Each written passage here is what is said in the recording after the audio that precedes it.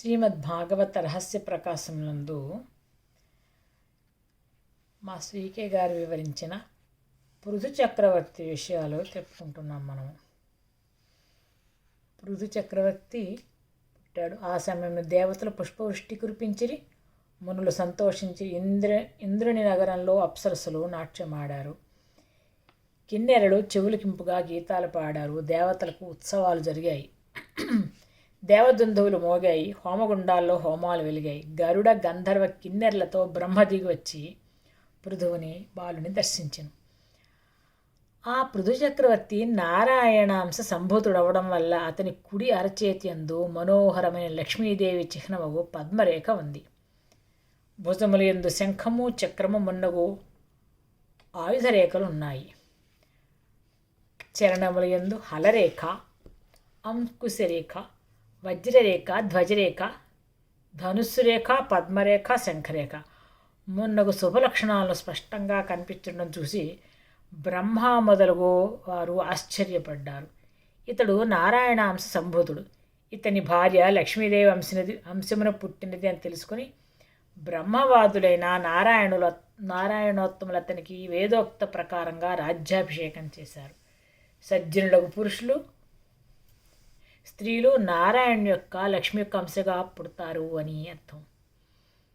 సజ్జనులకు పురుషులు స్త్రీలు అలాగే పుడతారు. ఆ సమయమున నదులు, పర్వతాలు,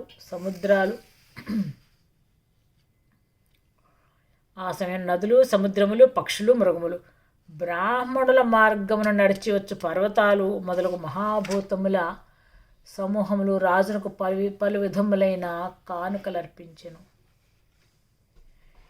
ఇందు వర్ణింపబడిన వారందరూ భూమిపైనున్న భౌతిక శరీరాలు తాల్చిన జీవులు కారు. అప్పటికి భూమంతా పర్వతాలతో, నదీ ప్రవాహాలతో, సముద్రాలతో మాత్రం ఎగుడు దిగుడుగా ఉండింది. భౌతికమైన జీవరాశుల సంచారం ఇంకా ఏర్పడలేదు. ధ్రువుని వలన పరిభ్రమణం ఏర్పడింది. వాని సంతతి వలన సంవత్సరమానం ఏర్పడింది. ఇతర గ్రహాలతో చైతన్యవంతమైన సంబంధం ఏర్పడలేదు. పంచభూతాలు పర్వతాల మార్గంలో దిగివచ్చప్పుడే రూపాలు ఏర్పడుతున్నాయి. ఇక్కడ ఖగము అంటే గ్రహాలు, సూర్యుని చుట్టూ పరిగెత్తు కక్షలే మృగాలు. భూమి యందు కక్షలుగా పర్వతాలు ఏర్పడడం వల్ల పర్వతాలు ఏర్పడుతున్నాయి. భూమిలో కక్షలుగా పర్వాలు ఏర్పడితే పర్వతాలు ఏర్పడుతున్నాయి. సమర్పించిన అలంకారాలని భూదేవి యొక్క చైతన్యమునందు అవయవాలుగా ఏర్పడిన పంచభూతాల సంపదలే. అందు అప్పుడప్పుడే వ్యక్తమవుతున్న శబ్ద, స్పర్శ, రూపరసగంధాలే చక్రవర్తికి గంధమాల్య విభూషణాలుగా సమర్పించబడ్డాయి. వృక్షాలు మాత్రం ఏర్పడుతున్నాయి. వాని సూక్ష్మ శరీరాల నుండి చక్రవర్తికి సూక్ష్మ దేహభాగాలుగా వస్త్రాలు సమర్పించబడ్డాయి. ఇంకనూ పంచభూతాల సమ్మేళనం ఒక్కొక్క చోట ఒక మహాజీవిగా సూక్ష్మరూపం ఏర్పడి అందందు గంతులు పెడుతూ పరిగెడుతున్నాయి. ఒక మహాజీవిగా ఏర్పడి అదే పృథు చక్రవర్తి పాలనలో గోవు రూపం ధరించిన భూమి. పృథు చక్రవర్తి పాలనలో గోవు రూపం ధరించిన భూమిగా చెప్పబడింది. దానికి ఇంకనే ప్రసవించుట దూడ ఏర్పడలేదు కనుక పాలు కూడా ఏర్పడలేదు. ఇంకా భూమిపై మొలకెత్తాల్సిన సస్యాలు కూడా ఆమె నుంచి ఇంకనూ విడిపోలేదు. ఆమె అందే బీజరూపాలే దాగి ఉన్నాయి సస్యాలు. 441. భూమి యందు సూర్యకిరణాలతో సర్వాత్మస్వరూపుడుగా ప్రఖ్యాతి చెందిన పృథు చక్రవర్తి తన భార్యకు అచ్చుతో దివ్య వస్త్రాలు, దివ్య గంధమాల్యాలు, దివ్యభూషణాలు కానుకగా పొంది అగ్నిహోత్రుని వలె చక్కని వెలుగుతో మెరిసిపోయాడు. ఇచ్చట చెప్పబడిన వస్త్రమాల్య విభూషణాలు గంధము దివ్యాలు భౌతికాలు కాదు. వస్త్రమూల్య విభూషణాలు గంధము దివ్యాలు భౌతికాలు కాదు, సూర్యకిరణముల నుండి వెలువడిన సంపదలు. కుబేరుడు అతనికి బంగారంతో చేయబడిన వీరసింహాసనమును నొసగెను. వరుణుడు జలకణముల ప్రసారాలతో చేయబడిన పూర్ణచంద్రుని వంటి తెల్లగొడుగు పట్టెను. వాయువు నిర్మలమైన చామరములు వీచెను. ధర్ముడు విమలమైన కీర్తితో అల్లబడిన పుష్పమాలకు తెచ్చెను. ఇంద్రుడు కిరీటం పెట్టెను. యముడు సకల జనులను నియమించినట్టు దండాన్ని ఇచ్చాడు. బ్రహ్మ వేదమయమైన కవచాన్ని ఇచ్చాడు. సరస్వతి స్వచ్ఛమైన హారం ఇచ్చింది.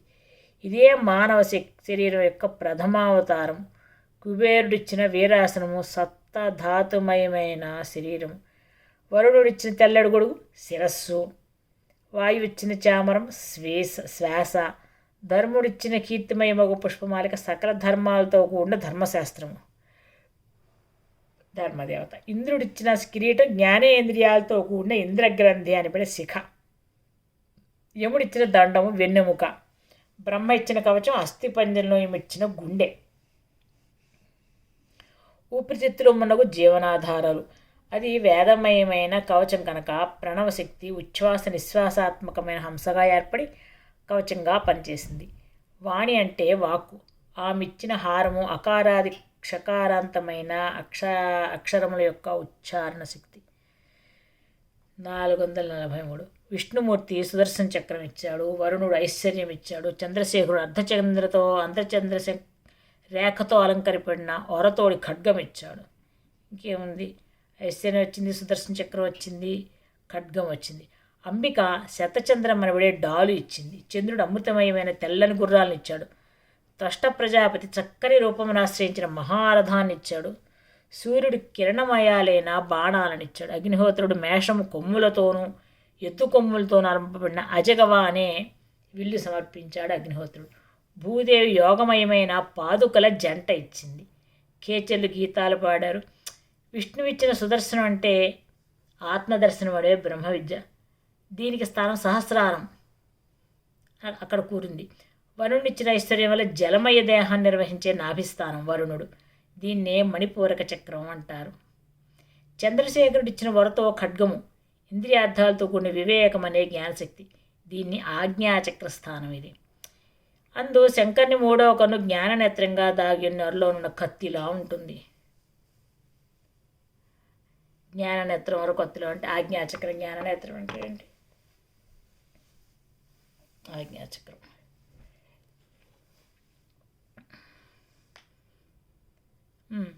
మూడవ కన్నా జ్ఞాననేత్రంగా దాగి ఉన్న వారిలో ఉన్న కత్తి అది ఆజ్ఞాస్థానం. అంబికిచ్చిన డాలు చంద్రకళతో అమావాస్య పూర్ణిమలతో కూడిన చంద్రమాన సంవత్సర చక్రం. ఇది దేహమున వయస్సు రూపంలో తిరుగుతూ ఉంటుంది. చంద్రమాన సంవత్సరం. దీనికి స్థానం హృదయం. చంద్రుడిచ్చిన తెల్లని గుర్రాలు మనస్సు నుంచి పుట్టిన ఇంద్రియాలు.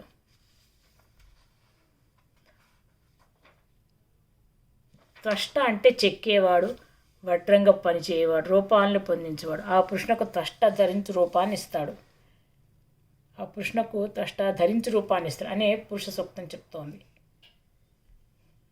శరీరమందరి ఆ మానవాకార రూపమైన ఇతని వలన ఏర్పడింది. అంతర్యామిగా జీవరూపుడైన పృథు చక్రవర్తి రథమెక్కి తిరుగుతున్నాడు. ఆత్మ రజకుడు, శరీరం రథము, ఇంద్రియాలు గుర్రాలు, మనస్సు పగ్గమని ఉపనిషత్తులు చెప్తూనే ఉన్నాయి. సూర్యుడిచ్చిన కిరణమయాలైన బాణాలు జీవుని ప్రతాపం. సూర్యకిరణాలే జీవులుగా భూమిపై రూపొందుతాయి కదా. అగ్నిహోత్రుడు సమర్పించిన మేషము కొమ్ముల, ఎద్దు కొమ్ముల ధనుస్సు పేరు అజగము. అనగా మేష వృషభాలతో ప్రారంభిస్తుంది. ధనుస్సుతో అంతమవునది అగు 9 రాసుల విభాగము. 12 రాసుల్లో మేషం నుండి ధనుస్సు వరకు గల రాసులు శిరస్సు నుండి వెన్నెముక చివరి భాగం వరకు గల ధనుస్సు వంటి నిర్మాణం ఏర్పరుస్తాయి. భూదేవి ఇచ్చిన పాదుకలు 2 మానవుని పాదాలు. ఇవి మీనరాశి ప్రభావంతో ఏర్పడతాయి. ఇవి యోగమయమైనవి. అనగా పద్మాసనము, సిద్ధాసనం మొదలు సాధనాల చేత పాదాలు మూలాధారాన్ని స్పృశిస్తూ ఉంటే యోగ ప్రజ్ఞ ఉద్బుద్ధమవుతుంది. అప్పుడు పాదుకలు 2ను గురుపాదుకలే శిరస్సున బ్రహ్మగంధి, రుద్రగంధి అనే 2 గ్రంథులుగా మేల్కొంటాయి. కేచర్లు గీతాలు పాడినంటే గ్రహకతులు మానవుని శిరస్సున తమ తమ కాలగుడతలను తాళలయాత్మకాలుగా ఏర్పరిచారని అర్థం. మరియు ప్రతిదినము దేవతలు ఆకాశ పుష్పాలను కురిపించగా మహర్షులు సత్యములైన ఆశీర్వచనాలు ఇచ్చారు. సముద్రుడు శంఖాన్ని సమర్పించాడు. నదులు, పర్వతాలు రథానికి దారిచ్చాయి. దేవతలు ప్రతిదినము ఆకాశ పుష్పాలు కురిశారంటే ఆ కాశపుష్పాలు, ఆ రెల్లు పుష్పాల వంటి సూర్యాస్తమయాలతో అహోరాత్రాది కాలమానాలు చక్కగా ఆ ఆకాశ పుష్పాలు అని ఏర్పరిచారని అర్థం. మరియు కాలమానాలకి దేవతలు గ్రహరూపులే ఆధిపత్యాలు వహించారని కూడా అర్థం. ఉదాహరణకు పగలికి సూర్యుడు, రాత్రికి చంద్రుడు అధిపతులు, ఉత్తరాయణానికి సూర్యుడు, దక్షిణాయనానికి చంద్రుడు అధిపతులు, మాసాలకి ద్వాదశాదిత్యులు అనబడు రాశినాథులు అధిపతులు, వారాలకి వారాధిపతులు, లగ్నాలకి లగ్నాధిపతులు, హోరాలకు హోరాధిపతులు ఏర్పడ్డారు. వీని వివరాలు వైఖరులకై అభ్యాస రూపంలో జీవులకి ఏర్పడుతున్నాయి. డబ్బు మొదలు ఇంకా పుట్టేట్టి కాలం లేదు, ఇంకా రాలేదు. ఇంకా మరియు ఈ పుదుచక్రవర్తి సర్వజీవుల యందునూ సమప్రవర్తనం కలిగి ఉంటాడు. సూర్యకిరణాల రూపమున అంతర్యామిత్వం వహిస్తాడు. మార్గమును అతిక్రమించే వారి కూడా కాంతిమతుడే అపరాధాలను సహించును. చాలా దయగలవాడు. శ్రీహరియే నరరూపం ధరించి దిగివచ్చిన కనుక వాని రాజ్యమున ఇంద్రుడు పుష్కలంగా వర్షాలు కురిపించను.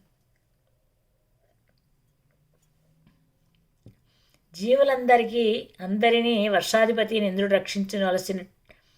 రక్షించినట్లు వలసిన సుఖాలనిచ్చి రక్షించును. చంద్రుని వలె చిరునవ్వుతో కూడిన మొగం కలిగి వెలుగును. అనురాగంతో కూడిన దృష్టిలో ప్రసరింపచేసి సకల జనులకు సంప్రీతి కలిగించును. లోతైన మనస్సు గలవాడై రహస్యమైన చిత్తవృత్తితో శత్రువులకు అసాధ్యుడై పరివర్తించును. భూమికి పరిభ్రమణం ఏర్పడి భూమిపై ప్రజలకు మొట్టమొదటిగా సూర్యోదయం ఒకట చాక్షుషమనువు పుట్టుక అని చెప్పబడింది. చాక్షుషమను అంటే కన్నులకు సంబంధించిన శక్తిగా సూర్యోదయాన్ని భూమికి ప్రసాదించిన వాడని అర్థం. అటుపైన వాని వంశం వాడుగా వేణుడు సూర్యాస్తమయ స్వరూపుడే చీకటిని తెచ్చి నిద్ర కలిగించి అహంకారాన్ని గట్టిపరిచి పాపాత్ముడయ్యాడు. ఇలా సూర్యాస్తమయాలు ఏర్పడిన తర్వాత జాములు, హోరలు మొదలగు కాలములకు అధిపతిగా సూర్యుడే పృథు చక్రవర్తి రూపంలో పరిపాలించాడు. ఈ మొదటి అహోరాత్రాల సృష్టికర్తయగు సూర్యుని వేదాల్లో దివస్పుత్రుడు అహర్పతి అంటారు. ఇతడు జీవుల అపరాధాలను సహిస్తూ వెలుగునిచ్చుచున్నాడనగా వేర్వేరు వేళలలో తగినట్లు ప్రవర్తింపని మార్గభ్రష్టులకు కూడా జీవితమును వెలుగుబాటునిస్తున్నాడని అర్థం. ఉదాహరణకు పగలు నిద్రించుట, రాత్రి మేల్కొనుట మొదలగు పనులు చేయు మానవులకు కూడా అహోరాత్ర రూపమైన ఆయుర్దాయాన్ని ఇస్తున్నాడు. ఆర్తులు ఎందుకు దైవ చూపుతున్నాడంటే అప్పటికింకనో మానవులు ఆహారాదులు భౌతికంగా సృష్టింపలేదు కనుక కిరణమయమైన ఆహారాన్ని ఇస్తున్నాడు.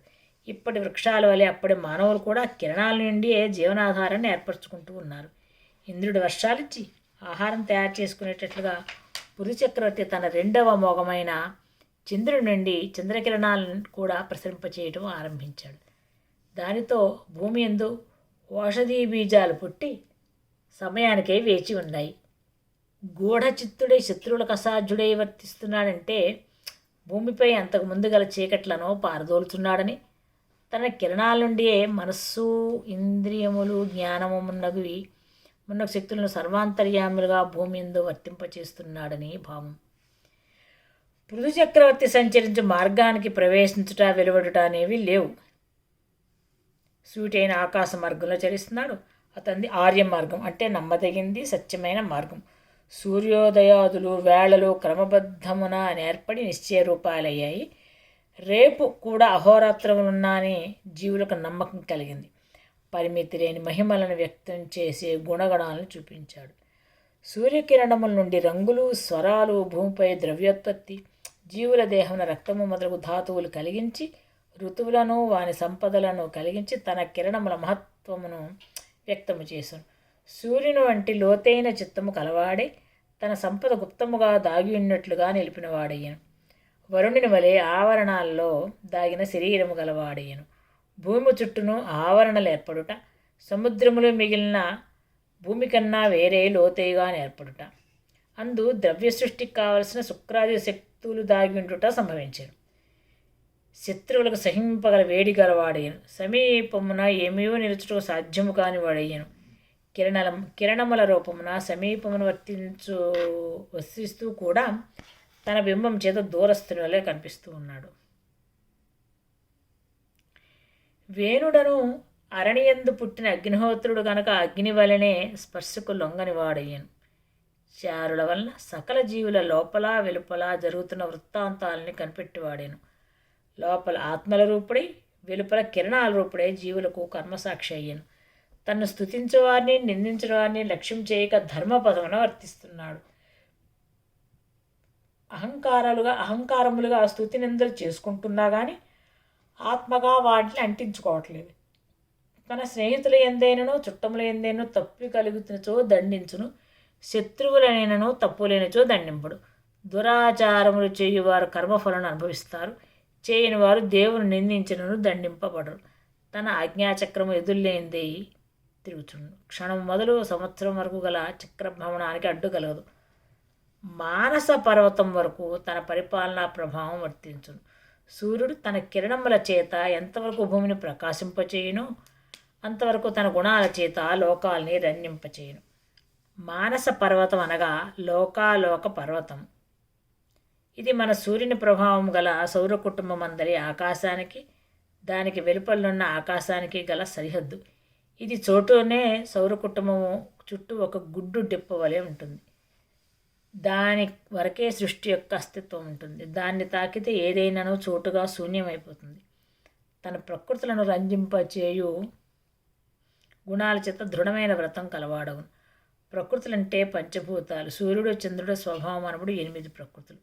రాజులకు ప్రకృతులు అనగా సప్తాంగాలు. ఇవి యజమాని, మంత్రులు, మిత్రులు, కోశాగారము, రాష్ట్రము, కోట, సైన్యము. పృథుచక్రవర్తి ప్రకృతి శక్తులనే తన రాజ్య సప్తాంగాలుగా చేసి పరిపాలించును. అతడు సత్యసంధుడు. కిరణములచే సత్యలోక ప్రజ్ఞను జీవులకు అనుసంధానం చేయను. వేద మార్గమును అనుసరించి పరిపాలించును.